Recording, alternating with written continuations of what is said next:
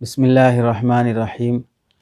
ہمارے بعض مخلص دوست عام طور سے اللہ کے نبی علیہ السلام کی دعوتی فکر اور امت کے غم کو بتانے کے لیے یہ واقعہ بھی بیان میں بولتے ہیں کہ اللہ کے نبی علیہ السلام ابو جہل کے گھر 70 مرتبہ 100 مرتبہ کہیں تو بولتے ہیں کہ 300 مرتبہ اس کے گھر تشریف لے گئے، اور یہاں تک ایک بار یہ واقعہ پیش آیا کہ بہت تیز بارش پڑ رہی تھی اور اس موقع پر دروازہ کھٹکھٹایا گیا۔ ابو جہل کی بیوی نے کہا کہ شاید کوئی ضرورت مند اور محتاج شخص آیا ہوگا۔ ابو جہل نے کہا کہ اس وقت جو بھی ضرورت مند آیا ہے میں ضرور اس کی ضرورت پوری کروں گا۔ جب دروازہ کھولا تو اللہ کے نبی علیہ السلام کھڑے تھے اور آپ فرما رہے تھے کہ کلمہ پڑھ لو، کامیاب ہو جاؤ گے۔ وہ غصے سے دروازہ بند کر دیا اور آپ علیہ السلام کی توہین اور بے ادبی کیا۔ اس سے آپ علیہ السلام کی ایک ایک امتی کے لیے کس قدر دعوتی فکر کا اور غم کا اظہار ہوتا ہے۔ واقعتاً یہ واقعہ اگر ثابت ہوتا تو اللہ کے نبی علیہ السلام کی دعوتی فکر کو ثابت کرنے کے لیے ایک مثالی واقعہ ہوتا، لیکن محققین نے اس واقعے کے سلسلے میں لکھا ہے کہ یہ واقعہ موضوع ہے، من گھڑت ہے، قطعاً یہ ثابت نہیں ہے، اس واقعے کو بیان کرنے کی اجازت نہیں ہے۔ مفتی تاریخ حضرت مولانا طارق امیر خان صاحب دامت برکاتہم اپنی کتاب غیر معتبر روایات کا فنی جائزہ جلد نمبر 2 صفحہ نمبر 338، مفتی مبین الرحمن صاحب دامت برکاتہم اپنا رسالہ 50 غیر ثابت روایات صفحہ نمبر 7 پر تحریر فرماتے ہیں کہ یہ روایت ثابت نہیں ہے۔ تلاش بسیار کے بعد بھی ہمیں یہ روایت کہیں نہیں ملی۔ جب تک اس کا حوالہ نہ ملے، اس کی سند نہ ملے، اسے بیان کرنے سے احتیاط کی جائے۔ اور یہ بات یاد رکھیں کہ حدیث کا فن محدثین کا ہے۔ محدث جو حدیث کے فن میں زندگی گزار رہا ہے، صبح شام اٹھنا بیٹھنا اس کا حدیثوں کے ساتھ ہو رہا ہے، ان کی تحقیق سے، ان کی نظروں سے کوئی کتاب چھوٹتی نہیں ہے۔ ان کو اگر کسی کتاب میں یہ واقعہ نہیں ملتا ہے تو پھر کسی اور کو یہ واقعہ کہاں سے مل جائے گا۔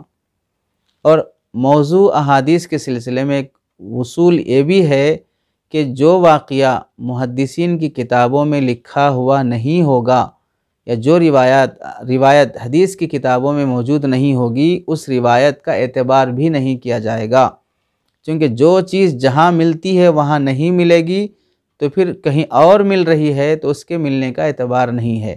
اس لیے اگر محدثین کے انتقال فرمانے کے بعد بھی کوئی واقعہ گھڑا گیا وہ کتابوں میں نہیں مل رہا ہے تو اس کا نہ ملنا ہی یہ ثبوت ہے کہ واقعہ ثابت نہیں ہے۔ اگر ثابت ہوتا تو حدیث پر کام ہو چکا، حدیث کی کتابوں پر کام ہو چکا، لیکن کسی حدیث کی کتاب میں کوئی روایت یا واقعہ نہیں ملتا ہے تو اس بات کی دلیل ہے کہ واقعہ ثابت نہیں ہے۔ ثابت ہوتا تو محدثین کی نظر سے ضرور گزرتا۔ علامہ عبدالحی لکھنوی رحمۃ اللہ علیہ فرماتے ہیں کہ وعظ و نصیحت کرنے والے، ترغیب کے اور ترہیب کے لیے قصہ بیان کرنے والے لوگوں کو ڈرنا چاہیے کہ اللہ کے نبی علیہ السلام کی شان میں آپ کی بلندی اخلاق اور علو مرتبہ کو بتانے کے لیے ایسی باتیں بھی منسوب کر دیتے ہیں جو ذات مقدس سے ثابت نہیں ہوتی ہیں، محض اس نیت سے کہ اس سے آپ کا مقام مرتبہ بلند ہوگا۔ بالکل غلط سوچ ہے۔ اللہ کے نبی علیہ السلام کی شان اور علو مقام و مرتبہ کے لیے مستند احادیث موجود ہیں۔ نبی کی شان میں موضوع احادیث کا سہارا لینے کی ہرگز ضرورت نہیں ہے۔ الآثار المرفوعہ فی الاخبار الموضوعہ جلد نمبر 1 صفحہ نمبر 12 پر آپ نے تفصیل سے بحث کی ہے کہ موضوع روایات کسی بھی نیت سے بیان کرنا سوائے یہ کہ اس کے موضوع ہونے کو بتایا جائے، بیان کرنے کی اجازت نہیں ہے۔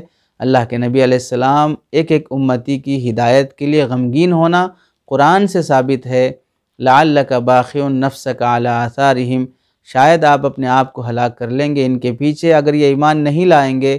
اور بھی مختلف آیتوں میں اللہ تعالیٰ نے اپنے حبیب کو تسلی دی ہے، وہ آیات کافی ہیں اللہ کے نبی علیہ السلام کا امت کی غم میں رونے اور کڑھنے کو بتانے کے لیے موضوع اور من گھڑت واقعات کا سہارا لینے کی ضرورت نہیں ہے۔ اس لیے جب یہ واقعہ محققین و محدثین کی نظر سے نہیں گزرا اور سند اور حوالہ نہیں ملا تو اسے بیان کرنے سے احتیاط کرنی چاہیے۔